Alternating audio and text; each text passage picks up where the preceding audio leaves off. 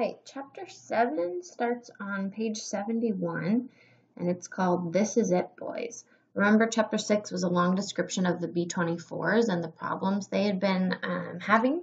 World War II has started, and we've been introduced to Phil, who's Louie's good friend, their pilot, and the boys got their plane, the Superman. And that's where we start chapter 7. Here we go. This is it, boys.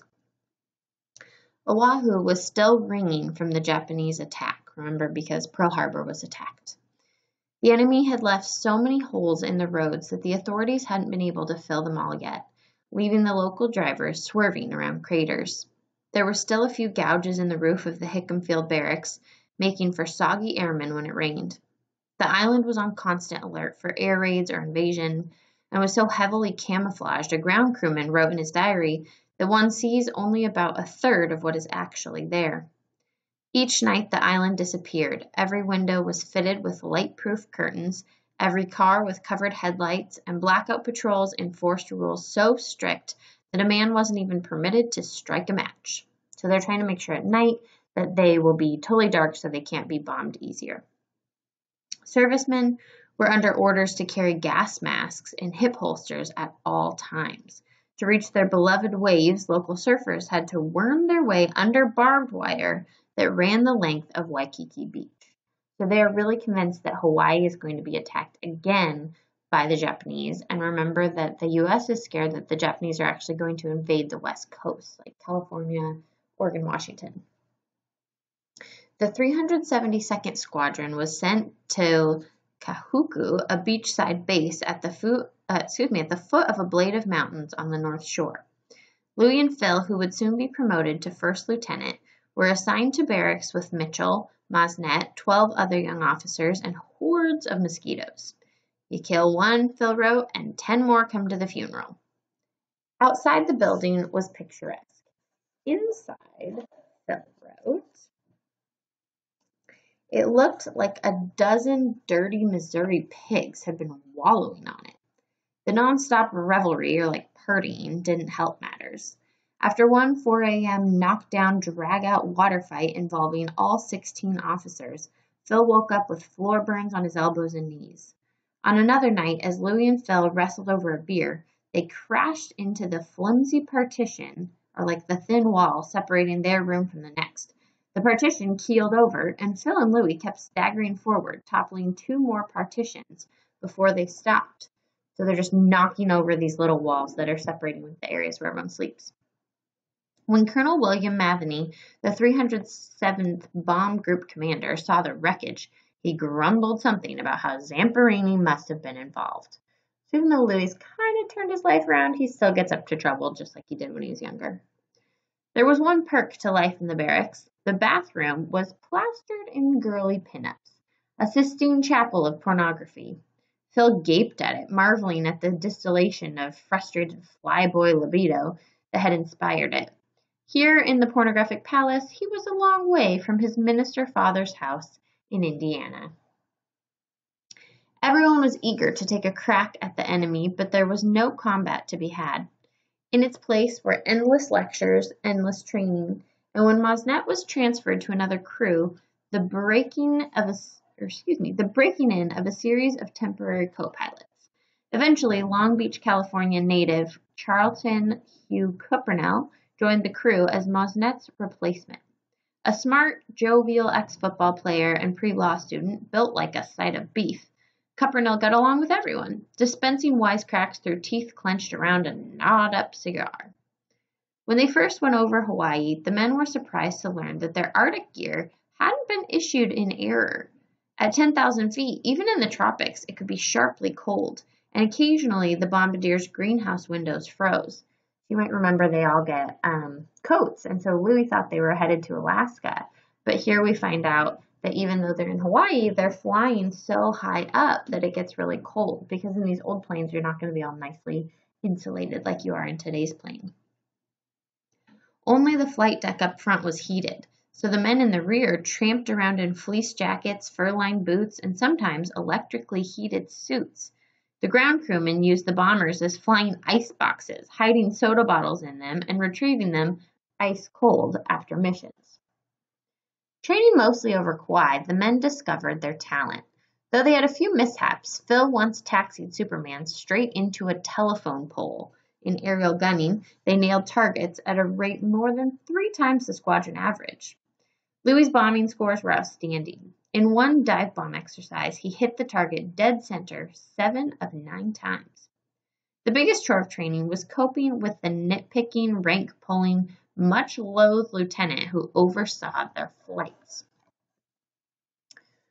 Once, when one of Superman's engines quit during a routine flight, Phil turned the plane back and landed at Kahuku, only to be accosted by the furious lieutenant in a speeding jeep, ordering them back up.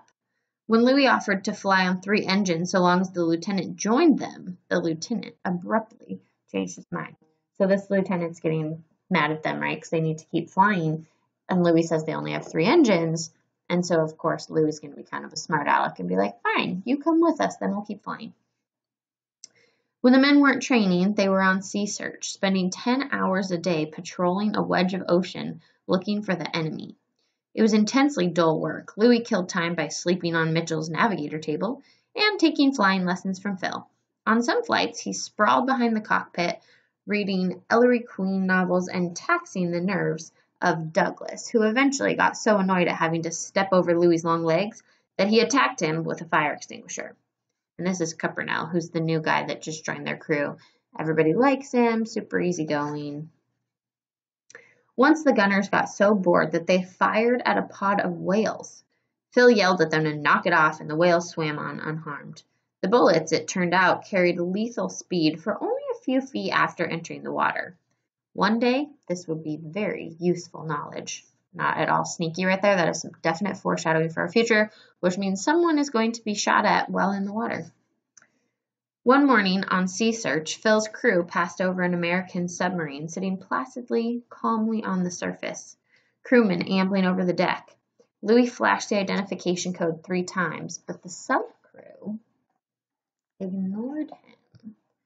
Louis and Phil decided to scare the hell out of them.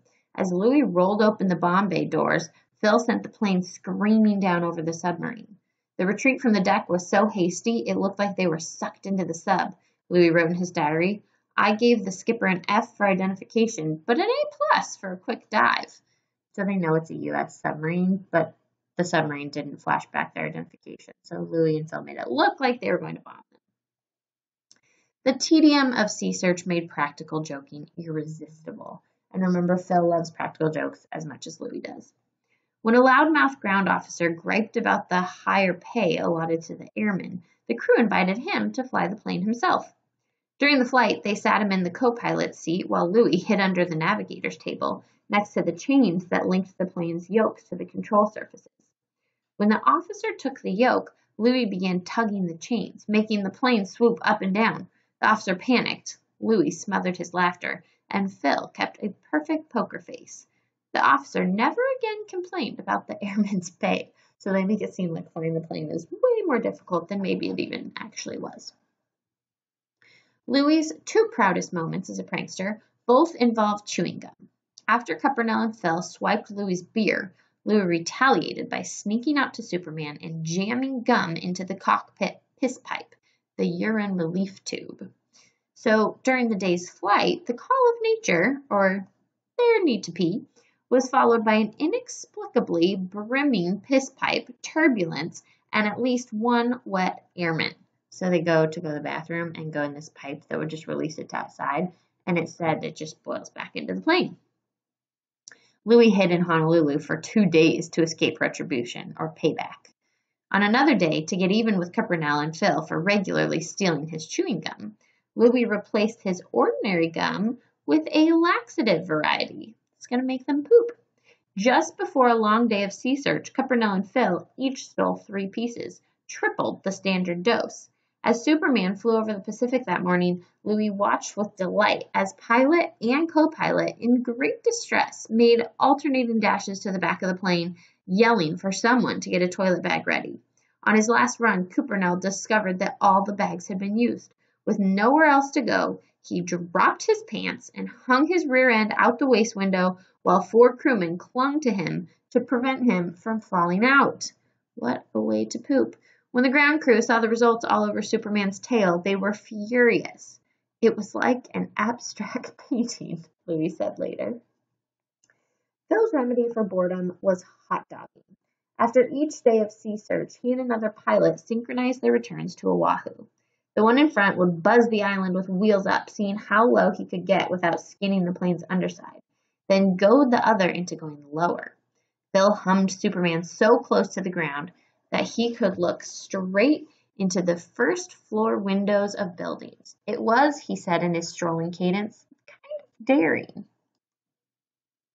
For each day in the air, the crew got a day off. They played poker, divvied up Cece's care packages, and went to the movies. Louis ran laps around the runway, keeping his body in Olympic condition. On the beach at Kahuku, he and Phil inflated their mattress covers, made a go at the waves, and nearly drowned themselves. Tooling around the island in borrowed cars, they came upon several airfields, but when they drew closer, they realized that all of the planes and equipment were fake, made of plywood, an elaborate ruse designed to fool Japanese reconnaissance planes. And in Honolulu, they found their Everest. So just note here that the U.S. is trying to trick Japan by putting fake planes and equipment so that if they were to get bombed, they would bomb those planes. It wouldn't really matter. It would also make it look like maybe they have more planes there than they actually do. It was the house of P.Y. Chong's steakhouse, where for $2.50 they could get a steak nearly as fat as a man's arm and as broad as his head. Louis never saw a Chong diner finish his meal. For the officer half of the crew, paradise was the North Shore Officers Club, where there were tennis courts, pretty girls with 10:30 curfews, and Boilermakers. When the crew got the best gunnery scores in the squadron, Louis rewarded the enlisted men by pinning his insignia to their uniforms and sneaking them into the club. Just after Louis got up to dance with a girl, Colonel Matheny sat down in his place and began talking to the terrified Clarence Douglas, who was pretending to be a second lieutenant. When Louis finally got free and ran to Douglas's rescue, the unsuspecting colonel stood up and told him what a damn fine man Douglas was. So there's this club where only the higher-ranking officers can go, and Louis would sneak his guys in, pretending that they were higher up like Louis was. One day, on the club's dance floor, Louis spotted the lieutenant who had ordered them to fly on 3 engines. He scrounged up a bag of flour, recruited a girl, and began dancing in circles near the lieutenant, dropping a pinch of flour down the officer's collar each time he swung past. After an hour of this, the whole club was watching. Finally, Louis snagged a glass of water, danced up behind the victim, dumped the water down his shirt, and took off. The lieutenant spun around, his back running with dough. Unable to find the culprit, he stormed out, and Louis was the toast of the club. "We had one more girl for us," he said. Wow, so he was just mad at this guy, so he dumps flour down his shirt and then gets it all wet, so it turns into like a nasty pasty dough. November became December, and the crew still hadn't seen any Japanese. There was hard fighting down on Guadalcanal, and the men felt excluded, frustrated, and intensely curious about combat, right? Because they're not actually part of the fighting yet, and they're getting curious about what that's like. Every time a B-17 was brought up from the fighting, Louis and his friends went to the airfield to gawk at it. At first, all the planes looked the same. Then an airman showed them a lone bullet hole. "My golly," Louis said later, "my hair stood on end." And this is Phil's crew just waiting because they're not flying. So they're just hanging out under the planes. 3 days before Christmas, the crew's hour finally came. They and 25 other crews were told to pack 3 days' worth of clothes and report to their planes. Walking out to Superman, Louis found the bomb bay fitted with 2 auxiliary, or like extra fuel tanks, and 6 500-pound bombs. Judging by the auxiliary tanks, Louis wrote in his diary, their destination was likely a long hop somewhere. Instead of the Norden bomb site, Louis was given the handheld site, which probably meant that they'd be dive bombing. The crew was handed a packet of orders and told not to open them until airborne. 5 minutes after Superman lifted off, the crewmen tore open the orders and learned that they were to make a heading for Midway. Remember, Midway is the one that's like, it goes kind of Japan over here, then Midway, then Hawaii, then the U.S. So it's a little island in the middle of the Pacific. But when they landed there 8 hours later, they were greeted with a case of Budweiser and very big news. The Japanese had built a base on Wake Atoll. In the biggest raid yet staged in the Pacific War, the AAF was going to burn the base down. The next afternoon, the crew was called to the briefing room, which was actually the base theater, strung with limp Christmas tinsel and streamers. They were going to hit Wake that night with dive bombing. The mission would take 16 hours, nonstop, the longest combat fight the war had yet seen. This would push the B-24s as far as they could go. Even with auxiliary fuel tanks, they would be cutting it extremely close. Before the flight, Louis walked to the airfield. The ground crewmen were preparing the planes, stripping out every ounce of excess weight and rolling black paint on the bellies and wings to make them harder to see against a night sky. Coming to Superman, Louis climbed into the bomb bay where the bomb sat ready. In honor of his college buddy Peyton Jordan, who had just married his high school sweetheart, Louis scrawled Marge and Peyton Jordan on a bomb. At 4 p.m. on December 23, 1942, 26 B-24s laden with some 73,000 gallons of fuel and 75,000 pounds of bombs rose up from Midway. Superman slipped toward the rear of the procession. All afternoon and into the evening, the planes flew toward Wake. The sun set, and the bombers pressed on under the timid glow of moon and stars. At 11 p.m., when his plane was about 150 miles from Wake, Phil switched off the outside lights. Clouds closed in. The bombers were supposed to approach the atoll in formation, but with clouds around and the lights off, the pilots couldn't find their flight mates. They couldn't risk breaking radio silence, so each plane went on alone. The pilots craned into the dark, swerving away from the faint shadows of others, trying to avoid collisions. Wake was very close now, but they couldn't see it. Sitting in the top turret of Superman, Stanley Pillsbury wondered if he'd make it back alive. In the greenhouse below, Louis felt a buzzing inside himself, the same sensation that he'd felt before races. Ahead, Wake slept. So they're trying to bomb this Japanese-held island and eliminate any sort of equipment they might have there. At the same time, they're sneaking up at night, but the pilots can't see each other, and they don't have the technology we have today to know where the different planes are. This is pretty dangerous. At exactly midnight, Colonel Matheny, piloting the lead plane, Dumbo the Avenger, broke radio silence. "This is it, boys." Matheny dropped Dumbo's nose and sent the bomber plunging out of the clouds. There beneath him was Wake, 3 slender islands joining hands around a lagoon. As his co-pilot called out speed and altitude figures, Matheny pushed his plane toward a string of buildings on Peacock Point, the atoll's southern tip. On either side of Matheny's plane, B-24s followed him down. Then he reached his bombing altitude. Matheny hauled the plane's nose up and yelled to the bombardier, "When are you going to turn loose those incendiaries?" "Gone, sir." And incendiaries are bombs that start fires. At that instant, the buildings on Peacock Point exploded. It was 45 seconds past midnight. Matheny tipped his bomber and looked down. Peacock Point, struck by Dumbo's bombs and those of its flanking planes, was engulfed in fire. Matheny knew he'd been lucky. The Japanese had been caught sleeping, and no one had yet manned the anti-aircraft guns. As Matheny turned back toward Midway, wave after wave of B-24s dove at Wake. The Japanese ran for their guns. Up in Superman, well behind and above Matheny's plane, Louis saw broad, quick throbs of light in the clouds. He hit the bomb bay door control valve, and the doors rumbled open. He set his bomb rack on the select position, flipped on his bomb switches, and fixed the settings. Phil's orders were to dive to 4,000 feet before dropping the bombs, but when he reached that altitude, he was still lost in clouds. Louis' target was the airstrip, but he couldn't see it. Phil pushed the plane still lower, moving at terrific speed. Suddenly, at 2,500 feet, Superman speared through the clouds, and Wake stretched out, sudden and brilliant, beneath it. Pillsbury would never shake the memory of what he saw. It looked like a starstorm, he remembered. The islands, sealed in blackness a moment before, were a blaze of garish light. Several large infernos, spewing black smoke, were consuming the atoll's oil tanks. Everywhere, bombs were striking targets, sending up mushrooms of fire. Searchlights swung about, their beams reflecting off the clouds and back onto the ground, illuminating scores of Japanese wearing only fundoshi undergarments, sprinting around in confusion. What neither Pillsbury nor any of the other airmen knew was that among the men under their bombers that night were the 98 Americans who had been captured and enslaved. Waist and tail gunners in the bombers fired downward, and one by one the searchlights blew to pieces. To Pillsbury, every gun in the world seemed to be firing skyward.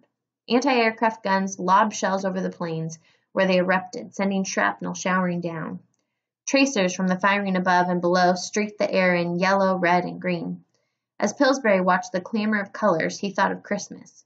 Then he remembered they had crossed the international date line and passed midnight. It was Christmas. Phil wrestled Superman out of its dive. As the plane leveled off, Louis spotted the tail light of a Zero rolling down the north-south runway. He began synchronizing on the light, hoping to hit the Zero before it took off. Below, very close, something exploded, and Superman rocked. A shell burst by the left wing, another by the tail. Louis could see tracers cutting neat lines in the sky to the right. He loosed a bomb over the south end of the runway, counted 2 seconds, then dropped his 5 other bombs over a set of bunkers and parked planes beside the runway. Relieved of 3,000 pounds of bombs, Superman bobbed upward. Louis yelled, "Bombs away!" and Phil rolled the plane roughly to the left through streams of anti-aircraft fire. Louis looked down. His group of 5 bombs landed in splashes of fire on the bunkers and planes. He'd been a beat too late to hit the Zero. His bomb fell just behind it, lighting up the runway. Phil turned Superman back for Midway. Wake was a sea of fire and running men. The crew was jumpy, coursing with adrenaline. There were several Zeros in the air, but in the darkness, no one knew where they were. Somewhere in the galaxy of planes, a Zero fired on a bomber, which fired back. The Zero disappeared. Pillsbury looked to the side and saw yellow dashes of tracer fire heading directly toward them. A B-24 gunner had mistaken them for an empty plane and was firing on them. Phil saw it just as Pillsbury did, and he swung the plane away. The firing stopped. The bomb bay doors were stuck open. The motors strained but couldn't budge them. Louis climbed back and looked. When Phil had wrenched the plane out of its dive, the enormous G-forces had nudged the auxiliary fuel tanks out of place, just enough to block the doors. Nothing could be done. With the bomb bay yawning open and dragging against the air, the plane was burning much more fuel than usual. Given that this mission was stretching the plane's range to the limit, it was sobering news. So they can't get this door closed where the bombs come out of. And so that's causing a lot of air resistance, which means they're using more fuel than they normally would. But we know that they're already bringing these auxiliary or extra fuel tanks because they need more fuel than normal. So right now they're realizing they might not have enough fuel to make it back. The men could do nothing but wait and hope. They passed around pineapple juice and roast beef sandwiches.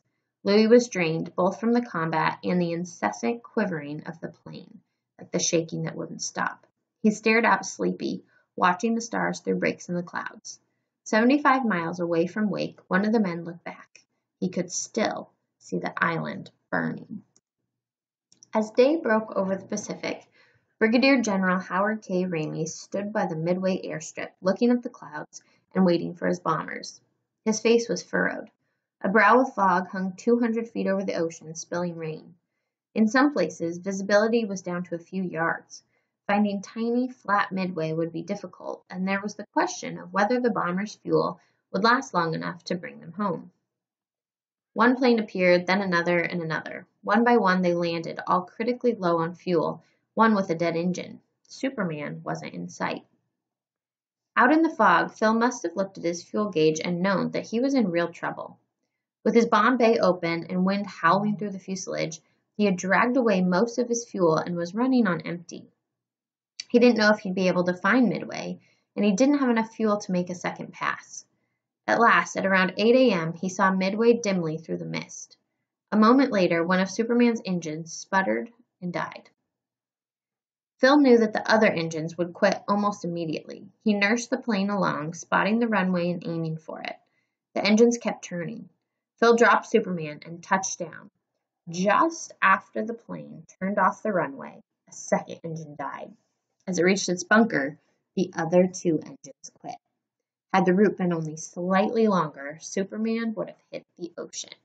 So they make it back, but literally as they land, the engines are dying because they run out of fuel.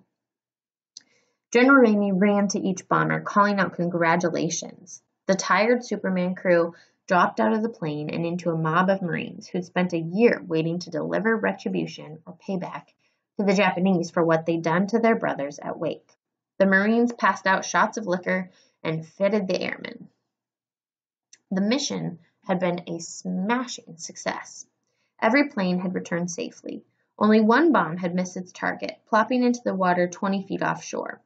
The Japanese base had been gravely damaged. By one estimate, half of its personnel had been killed, and America had demonstrated the reach and power of its B-24s. And though the men didn't know it, the American captives had all survived. Phil's crew spent the day sitting in the rain, watching several albatrosses. Albatross is a bird kind of like a seagull.